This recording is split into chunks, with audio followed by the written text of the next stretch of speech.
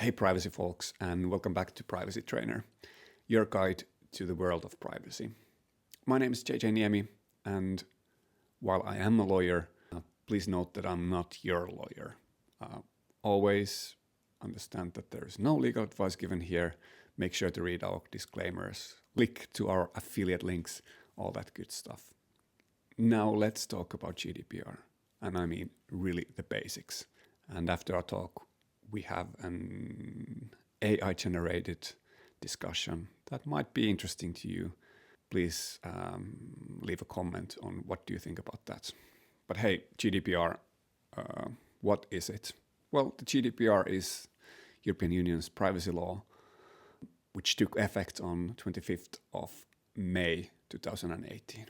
It was designed to give individuals more control and on the other hand ensure that organizations are handling personal data responsibly. It gave the enforcement authorities more power to enforce the law. The GDPR was created to support the internal market of the European Union, meaning that personal data should flow freely between member states while maintaining high level of protection of personal data. It does apply to any organization worldwide that processes personal data of the people in the EU, even if the company is outside the European Union. The GDPR did not appear from nowhere. Its foundations are laid in the OECD guidelines of protection of privacy and transborder flows of personal data from the 80s. And these guidelines established those core principles like fairness, security, and individual rights that then went on and influenced privacy laws all around the world. In the EU, the principles were then applied via the 95 Data Protection Directive, which was the predecessor of the GDPR. There was a slight problem. The directive wasn't really enforced in the same way all across the EU countries, and the authorities didn't really have big fines to be able to really enforce it. The GDPR fixed this by creating directly applicable regulation for all the member states. And, as stated, quite harsh enforcement possibilities. Let's just go on and revisit the key principles of GDPR. There are 7 core principles that dictate on how organizations must handle the personal data. First is lawfulness, fairness, and transparency. Organizations must have a legal reason to process personal data, and they have to be open about how they do it. Purpose limitation means that personal data can only be collected for a specific reason and not used against that original purpose. Data minimization, it means that only necessary data should be collected and nothing else. Accuracy principle means that all personal data must be kept correct and up to date. Storage limitation principle means that organizations can't keep personal data longer than needed. And the 6th principle is integrity and confidentiality. This means security data must be protected against the breaches. The final principle is accountability principles, which means companies must be able to prove that they are in compliance with the GDPR. GDPR also gives rights to the individuals, as we know. And there are basically 8 fundamental rights given by the GDPR. Right to be informed, right to access, right to rectification, meaning right to be able to fix incorrect or incomplete data sets, right to be forgotten, right to restrict processing, right to data portability, right to object, and rights related to automated decision making. If company breaks the GDPR, that can be quite costly. Organizations face fines up to 20 million or 4% of their global annual revenue, whichever is higher. As stated, the enforcement is carried out by the national authorities. GDPR matters because it changed the global landscape of data protection laws. It influenced privacy laws worldwide, and it is considered to be the golden standard of privacy laws. Now let's go into a deep dive in this AI discussion over GDPR. So the source is the actual text. I will start running a beautiful drone video, and I will give the floor to the AI colleagues. So take it away. Well, thanks to JJ for that intro. I'm really excited for this deep dive. Yeah. Because we're going to be talking about something so important to all of our lives online. Right. And that's the ideas behind the General Data Protection Regulation, the GDPR. Yes. You've probably seen it many times. Countless times in privacy policies. Yeah. And this deep dive, as JJ mentioned, is going to be part of their Privacy Trainer video series. That's right. So the GDPR might seem like this really dense legal document. Yeah, it can be a little intimidating. But it's actually a really significant piece of legislation. Hugely. It sets the rules for how organizations handle personal data within the European Union. That's right. And it also It's important to remember. applies to companies outside the EU that are processing the data of individuals within the EU. Absolutely. So it has global reach. It does, yeah. Our aim today is to unpack the foundational principles of GDPR. Right. We want to give you listening a clear and accessible overview of what it's all about. Without getting too bogged down. Without getting lost in the legal language. Exactly. Think of this as your guide to understanding the essentials of GDPR. A shortcut to being informed. Yeah. For sure. So let's start at the beginning. Okay. Why was GDPR created? Yeah, why do we even have this thing? Recitals 4, 5, and 6 of the regulation Right. really lay out the context. They do. What were the big changes happening in the world that sort of necessitated this law? Yeah, so what was the problem that they were trying to solve? Right. Well, the GDPR? The GDPR stepped in to address Yeah. some pretty significant shifts in how we live and work. Sure.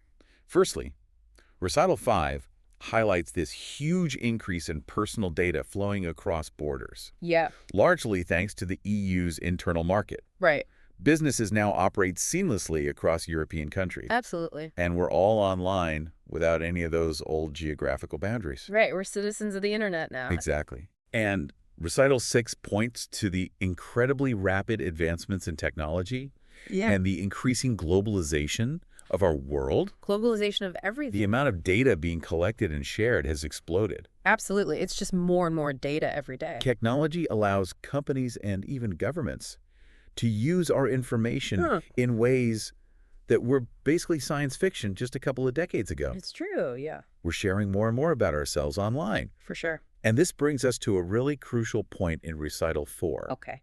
While processing personal data can be a really powerful tool for progress, Yeah. it can serve humanity. Yeah. Progress and humanity often go hand in hand. But the right to have your personal data protected Mm-hmm. isn't an absolute.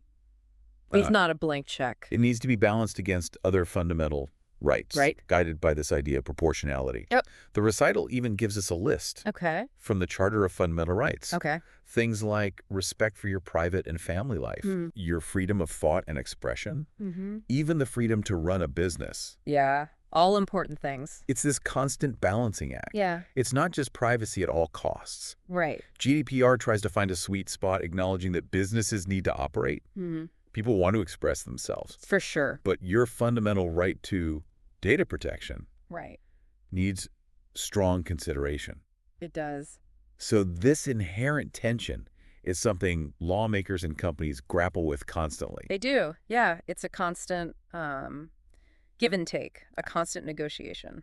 So data protection isn't meant to hinder these other rights. No. It needs to be considered hand in hand with them. Yeah, alongside all these other rights. The ultimate goal, as Recital 10 lays out, Okay. is to ensure a consistent and high level of protection for everyone Right. across all EU member states. So no matter where you are in the EU, Right. Yeah. you have the same level of protection. Exactly. Yeah. And also to make it easier for data to flow freely Right. within the Union by creating a level playing field Yeah. with the same rules for everyone. So everybody knows what the rules are. Right. Yeah. And Recital 13 really clarifies why a regulation, which becomes law automatically Right. in all member states, Yeah. was the chosen tool. Okay.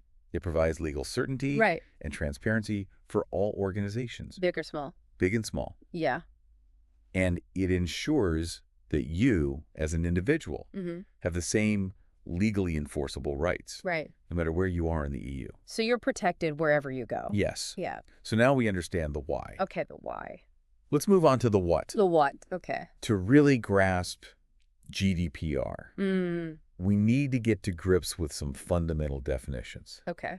So let's start with personal data itself. Okay, personal data. Now, while the text that we have doesn't give us one single perfect definition, Right. this idea of personal data runs through the entire regulation. Yeah, it's kind of the core concept. We're essentially talking about any piece of information that relates to an identified or identifiable Right. living A person. breathing person. So think of your name, your address, your email, your IP address when you're online. Okay. Even things like your location data. Right. It's a pretty broad definition, That is broad, yeah. encompassing anything that could directly or indirectly identify you. So if it can be used to figure out who you are, Right. it's personal data. Exactly. Okay.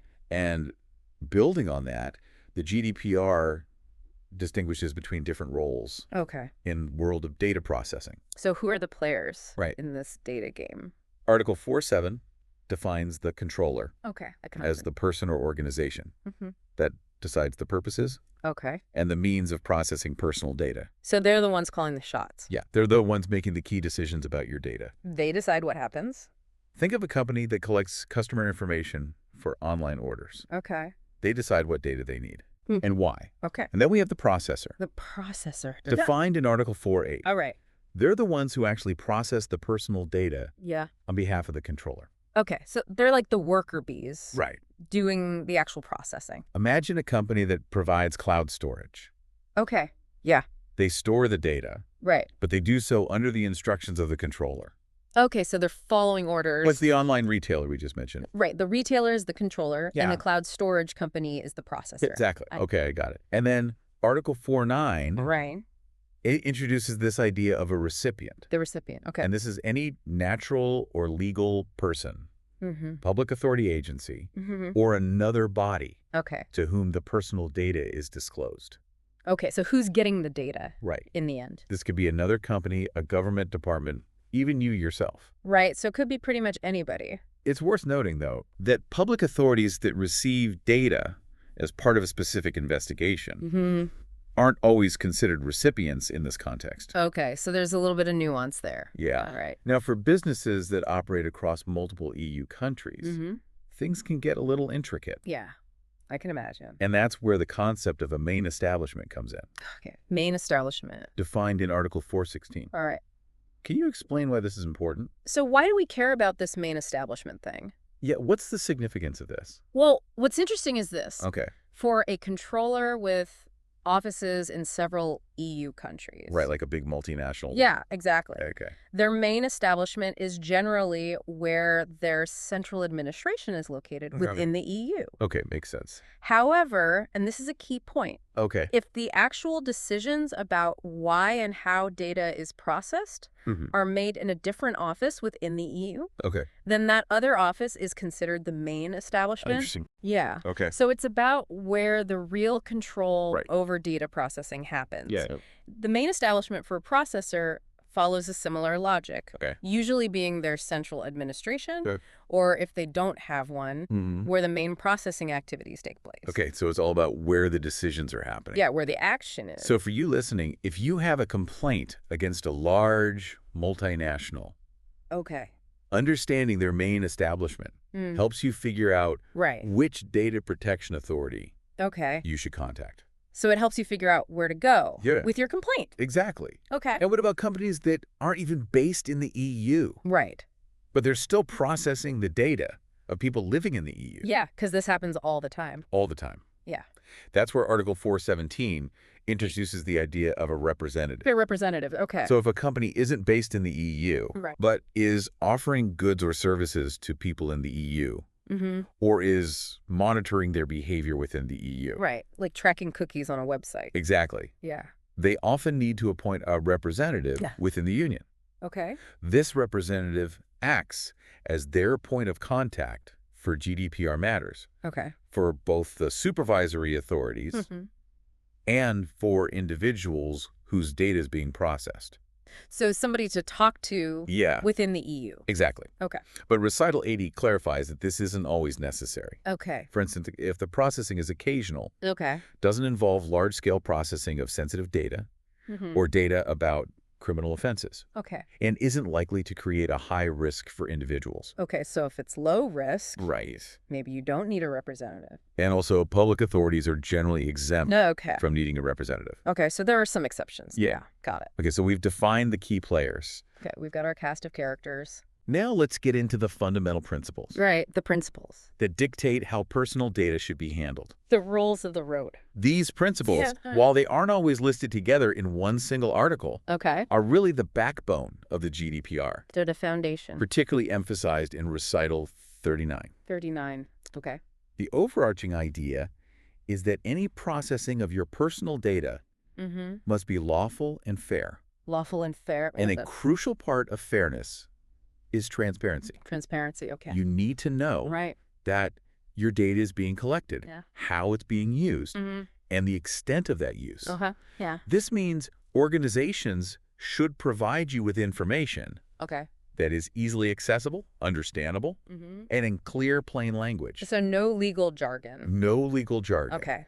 So when you sign up for a new online service, there's long privacy policies. Yeah, nobody reads those. They're supposed to give you this information. Well, they're supposed to. But yeah, who actually reads them? Transparency is so vital. It is, yeah. You need to be aware of who's collecting your information. Right. Why they need it. Yeah. What they plan to do with it. And what are they going to do with my data? Right. Yeah. Recital 39 also mentions purpose limitation, doesn't it? Purpose limitation, yes. Okay.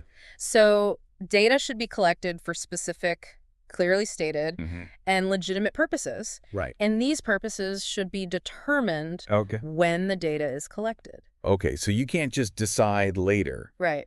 Oh, we're going to use it for this other thing. Exactly. You can't just change your mind. Right. Unless there's a new legal basis for that new use. And in many cases, you've informed the individual. Okay. Recital 50 touches on further processing, suggesting it might be allowed in certain situations. Right. But factors like how different the new purpose is from the original one, the type of data involved, and the potential impact on individuals need to be considered, along with having appropriate safeguards in place and, importantly, telling you about the new purpose and your rights. Okay. So you have to be kept in the loop Right. if they're going to do something new with your data. That makes sense. Yeah. And then we have data minimization. Data minimization. Another fundamental principle Very important one. highlighted in Recital 39. Okay. Personal data should be adequate, relevant, and limited to only what is necessary for the reasons it's being processed. Don't collect data just because you can. Only collect what you need. What you actually need. Yeah. And closely related to this is the principle of accuracy. Accuracy. Recital 39 also stresses that organizations should take every reasonable step to make sure the data they hold is accurate and that any inaccurate data is corrected or deleted. So keep it up to date and accurate. And Article 16 specifically gives you the right to rectification if your personal data is wrong. So you can go in and say, hey, this is wrong, fix it. Yeah, I want that changed. Right. How long can companies keep personal data? Yeah, that's a good question. That's covered by the principle of storage limitation. Storage limitation, okay. Also mentioned in Recital 39 and echoed in Articles 13.2a and 14.2a, which talk about the information you need to be given.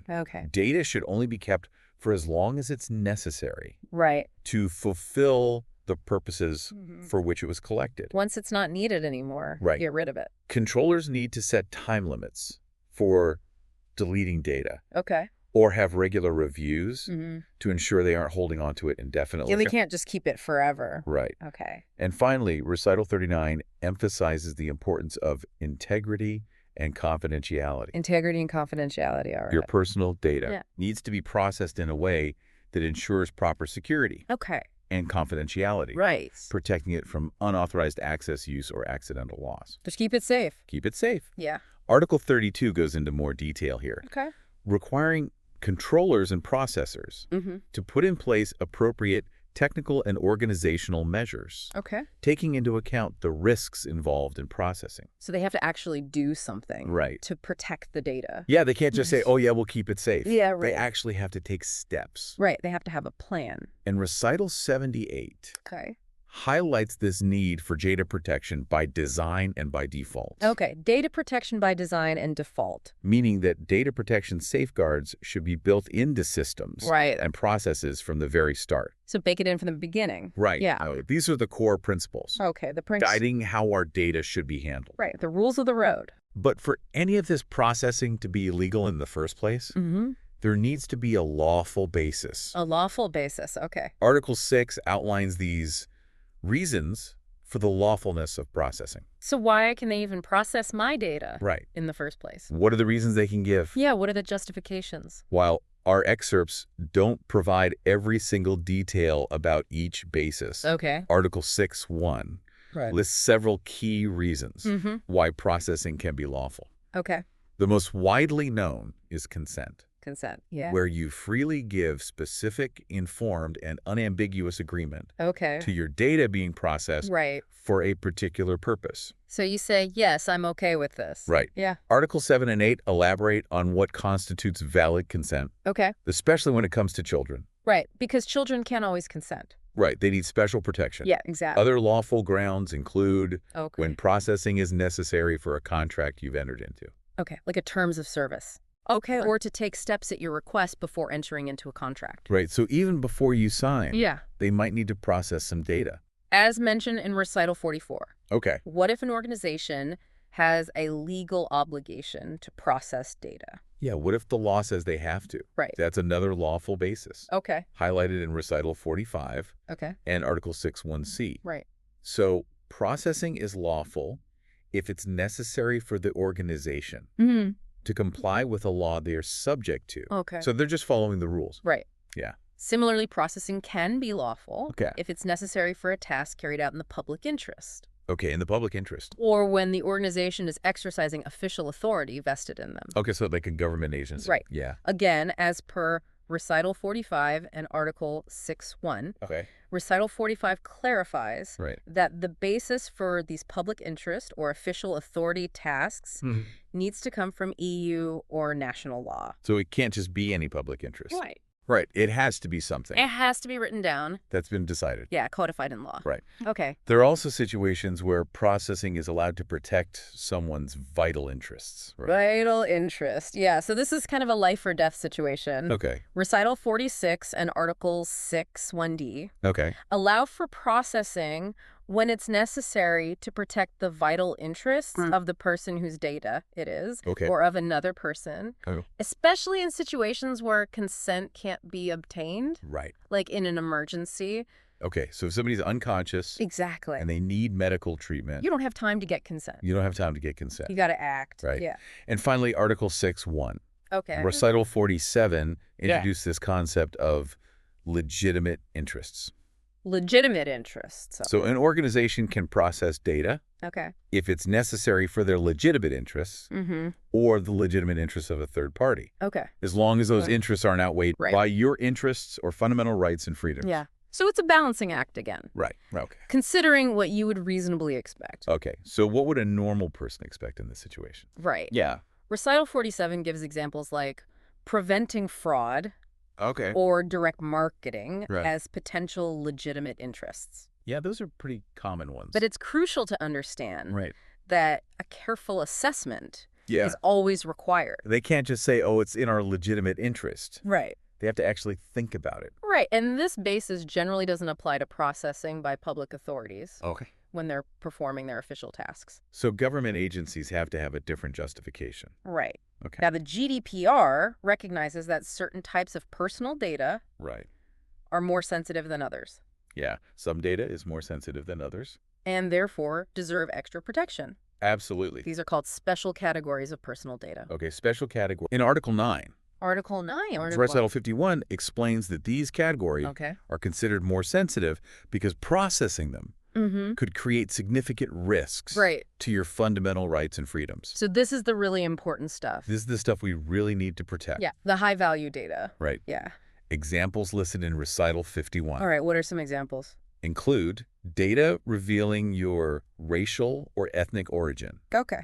Your political opinions, your religious or philosophical beliefs, your trade union membership, genetic data, data concerning your health, and data concerning your sex life or sexual orientation. Okay, so really personal stuff. Right. Yeah. Recital 51 also clarifies that photographs aren't automatically considered special categories. Okay. But they can be if they are processed. Right. Using specific technical means for unique identification or authentication. So like facial recognition. Exactly. So if a company is collecting health data, the rules are significantly stricter than if they're just collecting your name and email. Absolutely makes sense. And the general rule for these special categories of data is...